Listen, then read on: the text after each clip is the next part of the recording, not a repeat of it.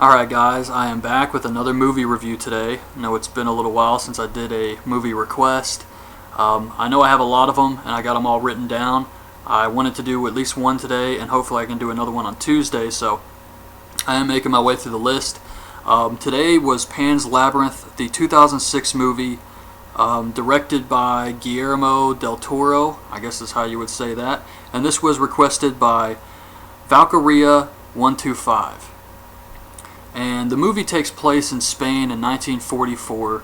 I have no idea why I put off seeing this movie for so long.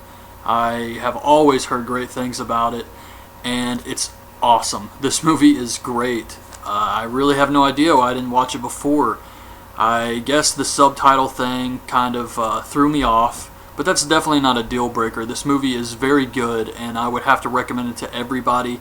If you haven't seen it or you're on the fence about seeing it, watch it because it's good the entire time. It's like 2 hours long, but a great story. Amazing acting too.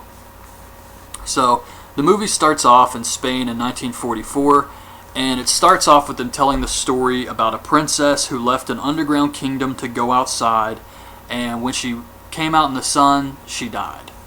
The king believes that she will come back in another body. And we cut to Ophelia, this little girl. She's riding in a car with her mother who is pregnant.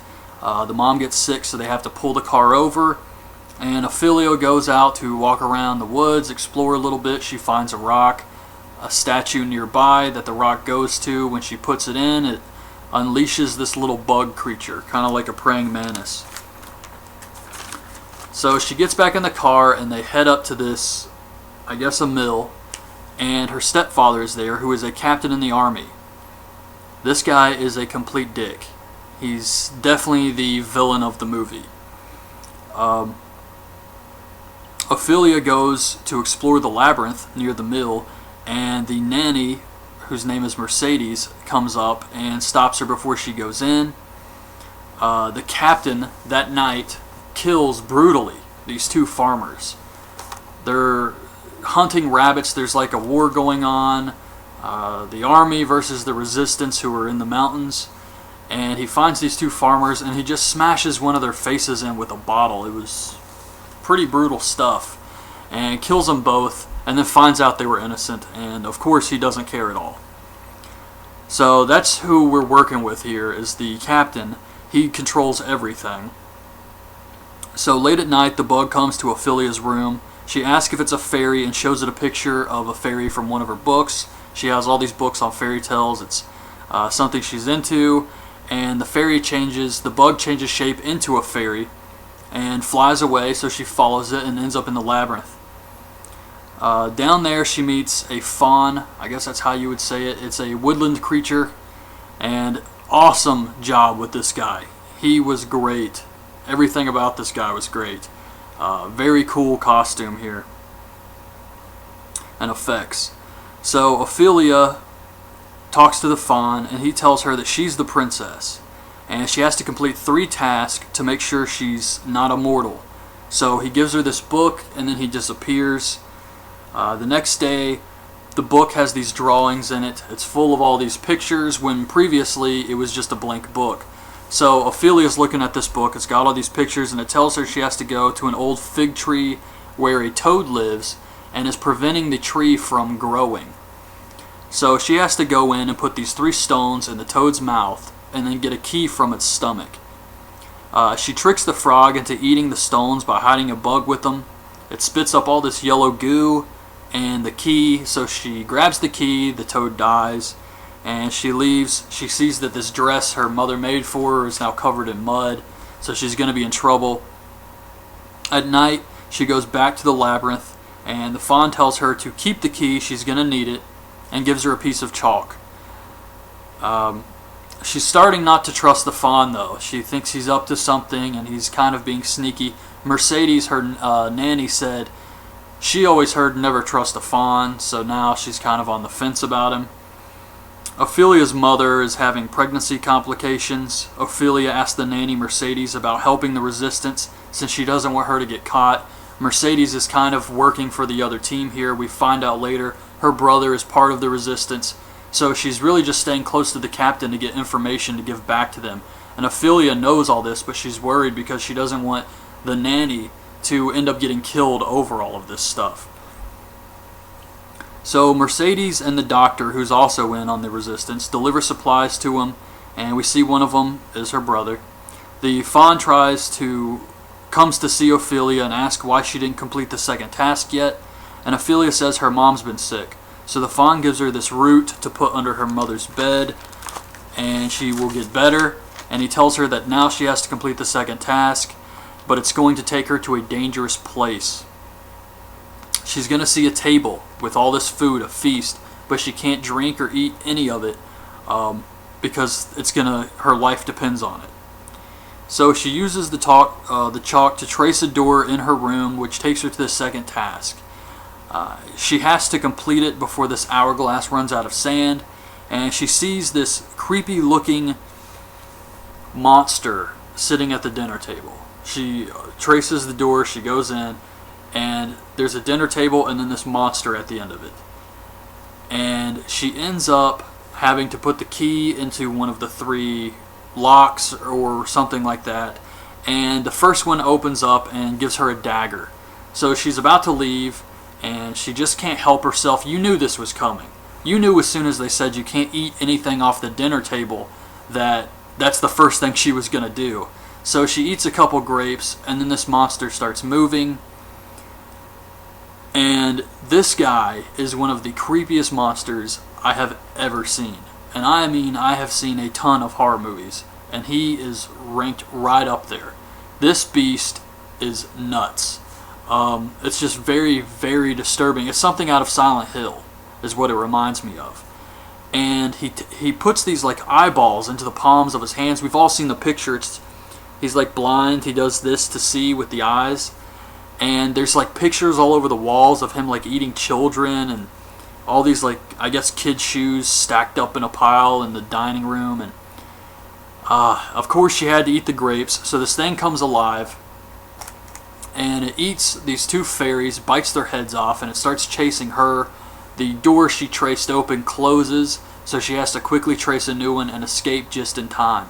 This was my favorite part of the movie. It was very, very cool.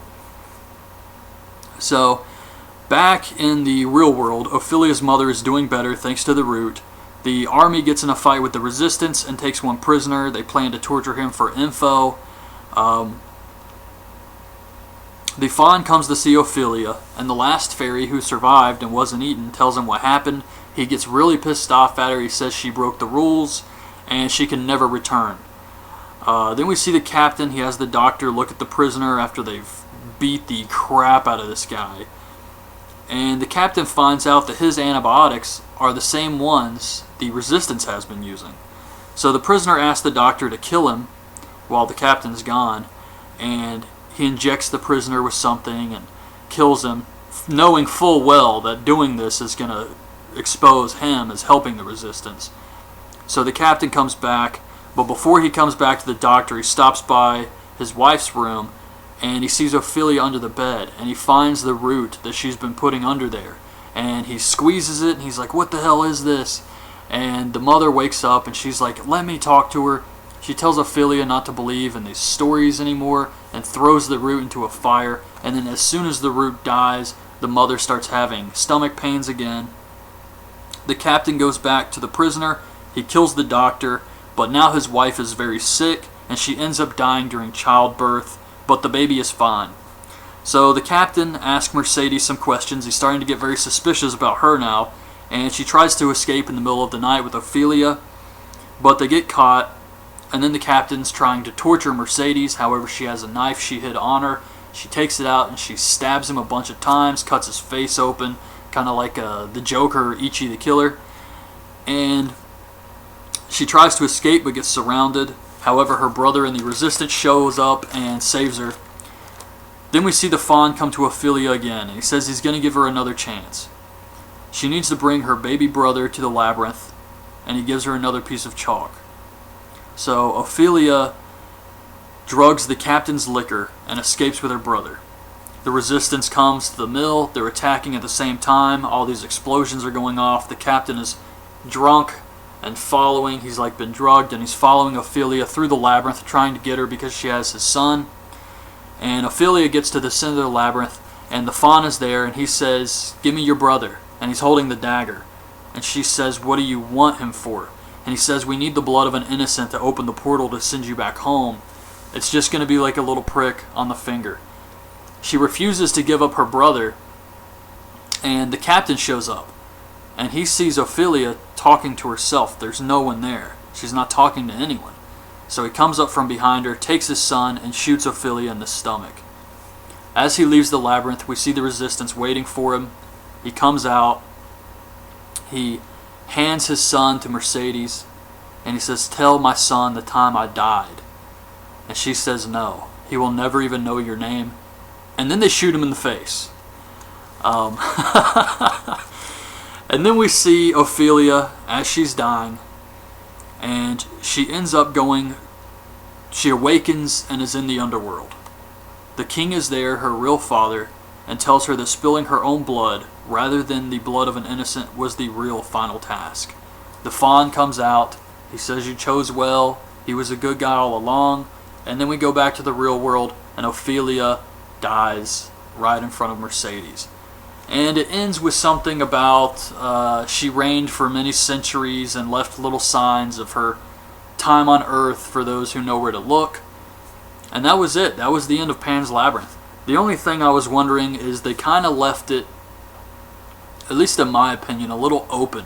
You don't really know if this happened, if there really was an underworld, if Ophelia really was this princess, or if she was just the product of a incredibly stressful, traumatizing environment, losing her father at a young age, having a stepfather who kind of mistreats her and her mother, and having to move, and if she just had a wild imagination and just read too many books on fairy tales. You don't really know, at least I don't think so, that Ophelia was either maybe delusional or maybe all of this really did happen. So you can't really be sure, but I thought it was a great movie. The acting was very well done in this movie. I thought everybody did a great job, and it was just a really captivating movie. It's one of those movies that reminds me of Itchy the Killer, where you just sit down and you just have to watch the entire thing. You just get sucked into the story, the environment, everything that's going on. I thought it was really cool how they used the 3 tasks with the toad and then that creepy eyeball monster. Just some very, very great visual stuff here. The Faun looked amazing. So I thought it was a really, really good movie, and I would recommend this movie to anybody. It was just very well done. So that's it. That's my review of Pan's Labyrinth. I hope you guys liked this video. Leave your thoughts on this movie in the comments below, and thanks for watching.